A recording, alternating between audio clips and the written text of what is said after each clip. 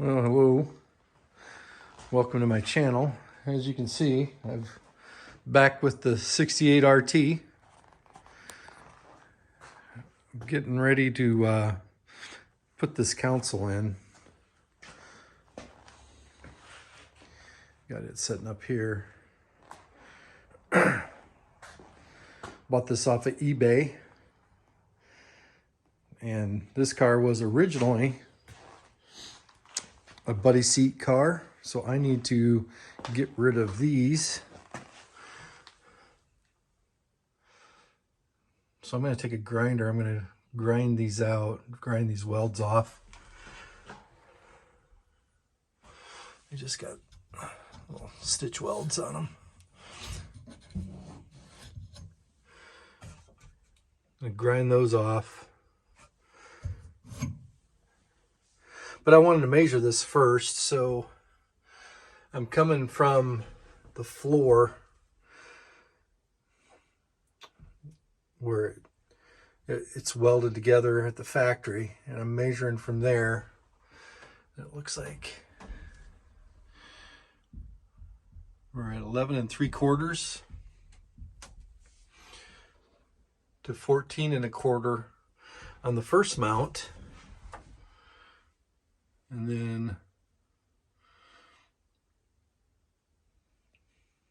I don't know, that's kind of hard to see, but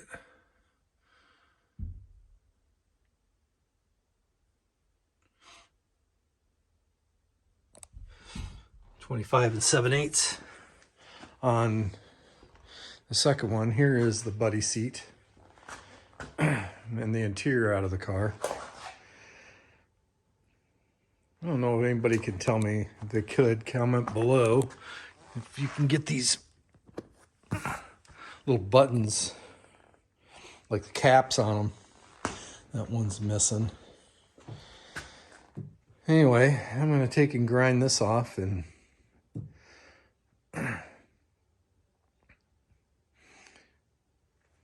it's a funny thing about this car that I didn't realize until I took this off is somebody at one time had a 4-speed in it.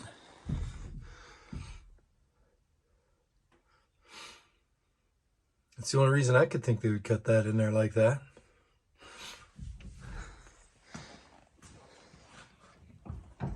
And you can see that the car was originally white. I think this is just overspray from it being painted. It's been painted red twice, or maroon, I guess, maroon twice. When I bought it, it was painted maroon. It had black interior. My dad, he painted it maroon and then put the pearl white interior in it. The car is originally white on white with red interior. And also originally a striped delete car, which is kind of cool. But I'm going to get to work on that. I'll show the results when I get that all grinded out of there. Well, here we are. This is a few days later, and I'm trying to figure out where to put all this to weld this up for the floor shifter. This car, somebody had cut this hole in the floor. Believe me, I did not do this. For a 4-speed at one time, which just kind of doubles down that I believe that this car was probably raced at one time. But that is a terrible job. This was all covered up earlier. I drilled this out.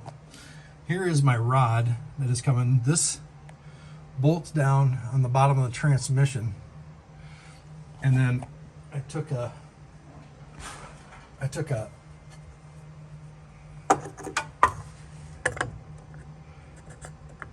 trying my best to make this straight up and down.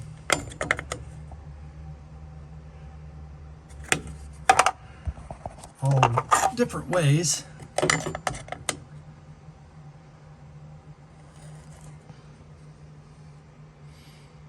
And then also this way.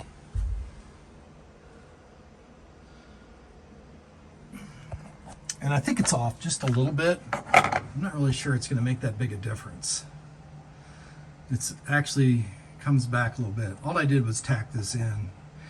It will not sit there by itself. So I'm going to put the console back in and just set it in there and see.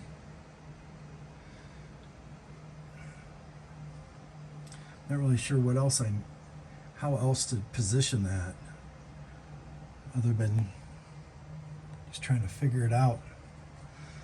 I've gone off of measurements. I heard them aren't completely accurate, that every car is different. I have a 69 RT with a 4-speed in it that does have the rear bracket still in it. I thought about going and measuring that, but then I'm not sure that does any good either. I did find some measurements online under B-body form, so that's kind of giving me an idea, but really all I did was bolt that on the bottom of the transmission, brought the rod up, and tried my best to keep it straight and tack it into place. But that is not a simple task by yourself. I did have Dad's help, but he was outside the car kneeling down, which is, for an 84-year-old man, that's not easy either. But that's my progress so far. Okay, after getting the front piece and the back piece tacked in, I've set the console in with the shifter bolted on, made sure that that's all lined up correctly. I have not yet put the front piece in that bolts into there, but I'll do that here after I take this all back apart. I'm going to take this top piece back off and the shifter back off, and then I'm going to try to figure out where it needs to be on that front and mark it, and then pull the console back out. And I just have the back held in with I just held them in there with I have them held in with pop rivets, not actually pop riveted in, but just set in through the hole so it kind of holds that steady and lines it up. And then I made sure that the shifter is centered and goes back and forth. The brackets that I got from Classic Industries, one of the back nuts fell off, so they're not welded the best. I think that I can still use it. I'm just going to have to use a nut on the back side of it. It's going to make it a little bit more inconvenient, but I think it'll still work. But I'm going to take this back out. I'm going to weld everything solid now, and I'll make another. I'll tune the end back when I have them welded in, so we can. I'll show you the stitch welding that I'm going to use on it, and everything like that. So I've got everything welded into place. Figuring out the floor here. There's supposed to be a plug that punches out, but obviously with the way this floor has been cut up, that isn't in there. Just gotta use a die grinder to grind out the lower end of that a little more, and then I'll pop rivet that back on, and then put the boot on. Obviously put the boot on, get all that done. But that is the progress so far. Well, here we are, it's all in. I got the gear shifter control set from Classic Industries, also the lower gear shift lever that goes to the transmission.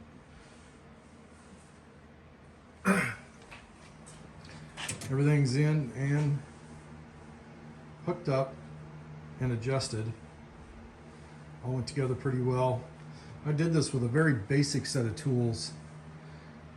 The welder would be the only specialty tool that I actually used, and it was just a Campbell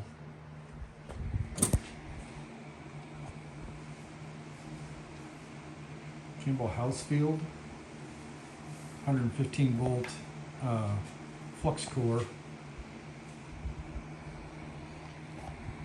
wasn't really sure. This is the first time I've really done anything that I was trying to be really precise with a flux core that thin of stuff. Seemed to work out okay. I had to pop rivet this piece back in that somebody had put in here at one time.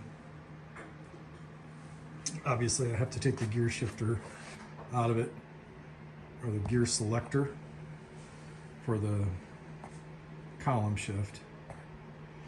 But really went together pretty good. It took me a while, but it was the first one I've ever done. Classic Industries was a big help. Also, I've got parts coming for the bolt parts to hold the shifter down. Right now I got it held in there with 1024 screws. But the whole console bolt set, I got that from a place called Rosville Mopars. That's out of Michigan. I haven't got them yet. Next, I'm gonna take and sand this floor down, and I'm thinking about putting some like Black Raptor or Rhino liner, something like that, on here to make sure that it doesn't rust. It has been undercoated from the bottom, so I'm not really sure if I need to do that, but I'm also going to put sound deadening down too while I have all the interior out of it. So that'll be the next video, is putting the Rhino liner in. Hope you guys enjoyed this. If you liked it, just like and subscribe. And I'll keep making videos like this and little how-tos. Thanks for watching.